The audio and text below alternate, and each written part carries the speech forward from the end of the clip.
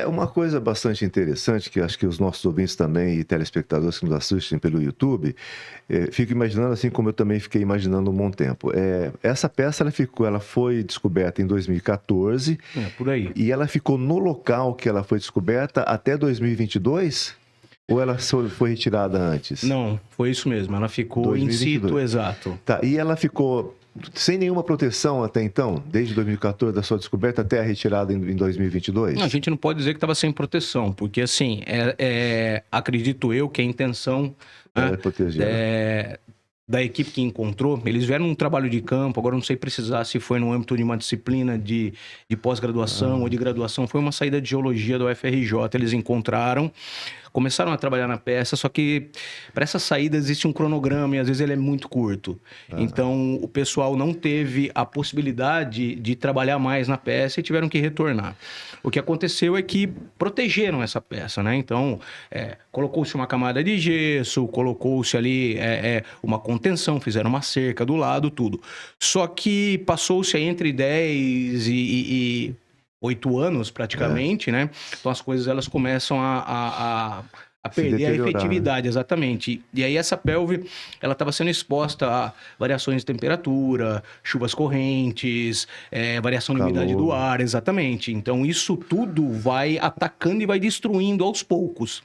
Então, o que aconteceu foi que eu, no âmbito de um projeto que eu tive, a gente estava aqui em janeiro de 2022 e quando a gente estava na região de Marcondes ali, passou não sei se ele era um vereador de Marcondes, ele passou a cavalo onde a gente estava, né? A gente estava hospedado, a gente estava visitando um sitiante local ali, né? Que a gente sempre faz esses contatos com o pessoal das fazendas e tudo. Ele passou lá e falou assim, e aquela pelve de dinossauro ali, né? Ele não se referiu assim, ele falou o osso de dinossauro que tá lá.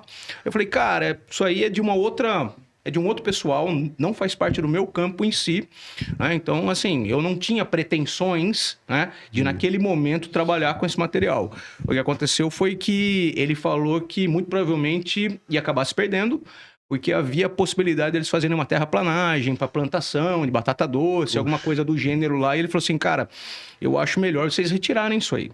Aí eu fiquei bastante sensibilizado, né, com a informação, e eu fui com a minha equipe dar uma olhada na peça. A gente constatou que realmente ela estava bastante frágil, estava na hora de ser removida, não dava mais muito tempo para aguentar, e até o próprio dono lá da fazenda, onde ela estava, eu acho que ele já estava desejando há um tempo já que aquilo fosse resgatado, exatamente.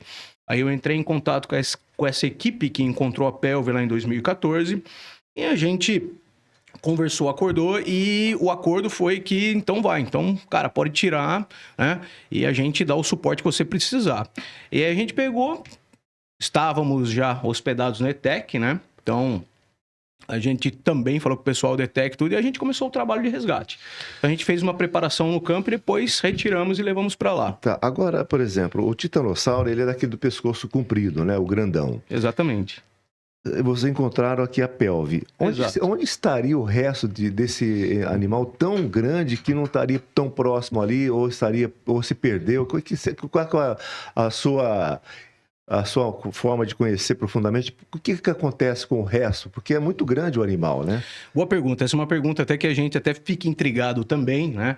E também é a pergunta que eu me faço, porque sempre que a gente vai estudar uma carcaça, né? Existe mais ou menos ali, já fizeram vários ensaios de desmonte, né, natural das carcaças, e geralmente as partes mais pesadas, elas tendem a ficar onde o animal tombou. Então, por exemplo, essa região da pelve, né, que é a região sacral, que a gente fala, região sacral, região lombar, as primeiras caudais, vértebras do pescoço, sequência de vértebras que são unidas por ligamentos, eles tendem a formar conjuntos bastante densos.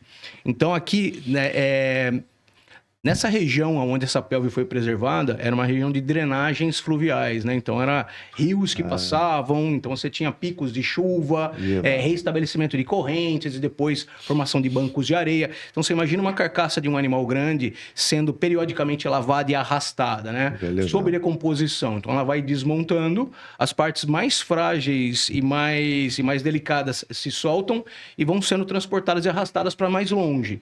enquanto essas partes mais densas ficam no local que a gente pressupõe, né, que esteja o local mais próximo de onde ele caiu. Então, era para... Bom, a gente achava que fosse encontrar, por exemplo, uma sequência de vértebras lombares, as primeiras caudais. O crânio ele é muito pequeno e ele é muito leve. Então, assim, no Brasil, a gente tem condições, as nossas condições de preservação, que vai de bacia a bacia, né? Cada bacia sedimentar tem a sua assinatura preservacional, vamos dizer assim. Mas é muito difícil no Brasil você encontrar, por exemplo, uma ossada inteira de dinossauro. É raríssimo isso acontecer.